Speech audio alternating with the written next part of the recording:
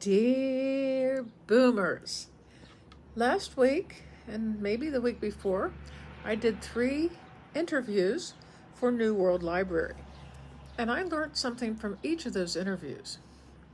The first one was Matt Dix, and what he talks about, I had subscribed to his newsletter, and he said that the most important thing that he teaches in his storytelling repertoire is what is called homework for life. And so I thought I would talk about what that's all about. So what that is all about is, and I've been doing it for maybe a week and a half. So before I go to bed, I get out my little homework for life notebook and I write down little tidbits of no more than 5 minutes long, what I did that day, or things that happened to me, or things that I thought about, or maybe something I did that I haven't ever done before. And I can weave that in with Sam Bennett's 5-minute method, whereby I picked up my violin after many years and I tuned it and I played a few tunes. That is something I put down in my homework for life, because really there are certain, and then when you do these things, memories come up. And I remember playing my instrument at different venues with different people, learning how to play by ear when I had originally only been able to play by reading music. These sorts of things. Homework for life is an exercise in noting the things that happened to you in your life that day. And I actually like to do it. It's not, the journaling is fun. I like to journal. This is not journaling, but I like to journal, but it makes me feel like I need to get up and do what I need to do to progress in my affiliate marketing business, which at this point is Facebook lead ads. And I feel like I'm circling the wagon and doing what Joe Dispenza discusses in mental rehearsal. I am mentally rehearsing how to do these, to make the perfect Facebook lead ad and have it be very attractive to the people that read it, which is mostly the boomers and mostly senior citizens. Affiliate marketing at this point is me focusing in on Dean Holland's programs, which are very, very beneficial for affiliate marketing. And I am also thinking of John Asarof's course, Inner Size. And I am trying to get that into my affiliate marketing repertoire. Yes. So according to Matt Dix, there's nothing more important in what he teaches than homework for life. It is, he says it's the difference between being a storyteller and also with a handful of great stories, and a storyteller who always has something new, entertaining and engagement, and with great engagement. So that is, after doing it for a period of time, you get to see the kind of patterns that keep repeating themselves in your life, and you can talk about those patterns in a story, in an entertaining storytelling way. He says that collecting stories, my own stories, will change my life, and it will change your life too. So what happens is that you are able to hold on and retain memories. The memories that come up don't float away immediately, and then you forget them. It's like a dream. You forget things when things come and go like that. It will also slow down time significantly. Now that's an interesting concept, and he swears by it. You slow down time by doing this homework for life. I think that it because it gives extra depth to the way you perceive your life. There's an ever deepening layers. You're uncovering layers, and that kind of thing does slow down time. You're not in some sort of fast mode, which is what our lives are like in Western civilization. People are moving too fast. They're really not getting deeply into what it is that's important because they are going too fast.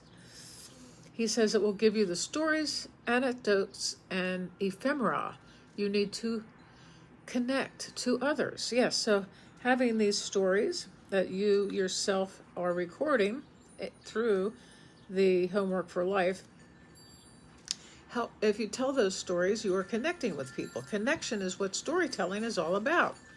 And it makes you feel better about your life. I think journaling makes you feel better about your life too. Oh, so he has a TED Talk on the Homework for Life, which I need to look at. I think that would be fun. And he says that the talk sets the stage for core concepts of the Homework for Life.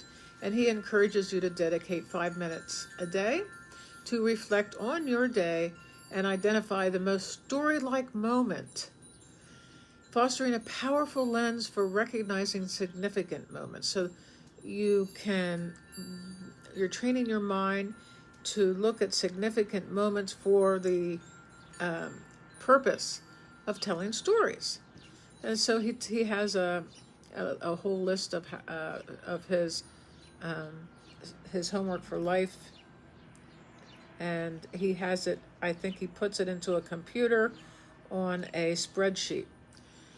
So he said in 7 years' time, he went from cataloging 1.8 moments per day to 7.8 moments per day, not because his life had become more interesting, but because he got better at doing Homework for Life. He said, here are a few prompts from my recent Homework for Life entries that will give you a sense of what to look for. What did someone say to you today that surprised you? That can be something exceedingly profound, silly, inexplicable, or moving. Well, what happened today for me would be that a service person came by to take a look at my plumbing needs. And he says that I don't have any water softener in my water. It's very hard water. And he suggested that I get a water softener. And that makes me think about, well, that might not be a bad idea. But I'm not doing that right now. Did you do something today that you've never done before? No, I can't say that. But this can be as enormous as falling in love. Does falling in love only take one day? And then, or falling in love for the first time? Or as simple as trying chicken pot pie soup? Or creating a dish? Last night, I did something I probably should put in my Homework for Life. Oh, I did. I cleaned the kitchen. And it wasn't just because I knew that this service person was coming to check the plumbing, although that could have been a motivating force, but I needed to clean it, and I needed to clean it thoroughly, and I need to stay on top of it. And I can't just use my online work to keep me away from doing the things that I need to do. And then if you have a new thought or an observation, write that down.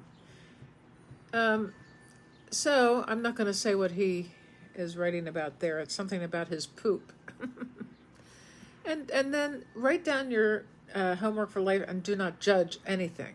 And they may never be stories, but your life is worth loading onto no matter what, holding on to.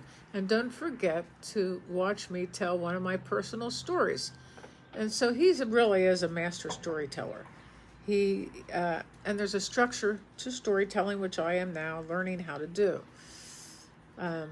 through the Stories Cell book that we were talking about the other day. So, and then we talked about the Sam Bennett lesson that I learned about my violin and tuning it and playing a song every day. I also have a harmonium, which I need to get out, and I could put Krishna Das on the YouTube channel and just play with him. That's really fun to do. It's a very deeply meditative thing to play the harmonium to Hindu prayers, is what I would say. Krishna and stuff like that. And then we had Bruce Furtman on talking about, and what I had gleaned from that interview. Now that interview will be released the 3rd of September because that is when his book will be published for the first time.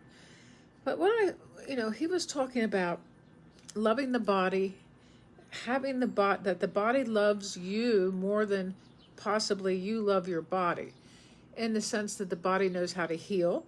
We had talked about Jean Houston's concept of the entelechy, which comes from Plato and Aristotle, which is how the body is a tool for entelechy. And that means that the oak seed becomes an oak tree, the little embryo baby becomes a baby, is born into this world with and I can't say that the baby is born with a clean slate, because when they come into the world, and I've seen many, many, many babies being born, they seem to have a memory of something that, of course, they can't express because they don't express things in words yet, but there is a telecommunication with babies.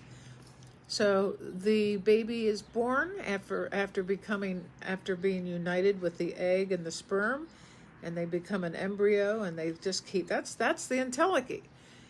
And we can use the entelechy to tune into our bodies and the body that loves us.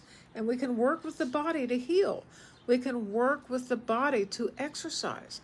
We can work with the body to be in a state of grace.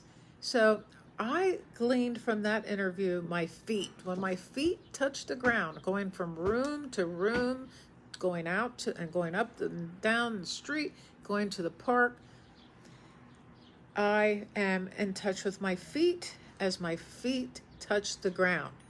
And to me, that was a very appealing meditation, and it was an appealing kind of thing that I did write down into my my stories for life.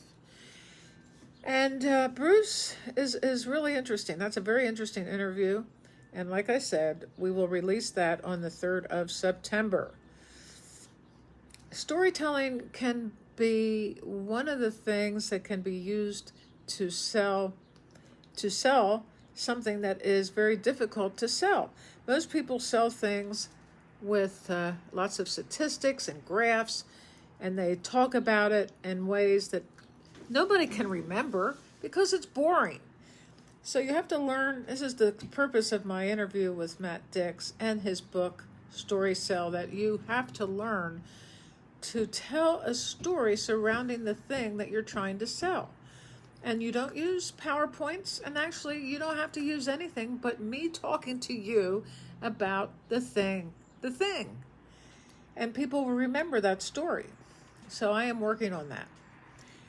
So today, there is going to be a video that comes over here. Take a look, enjoy, and please subscribe to my channel.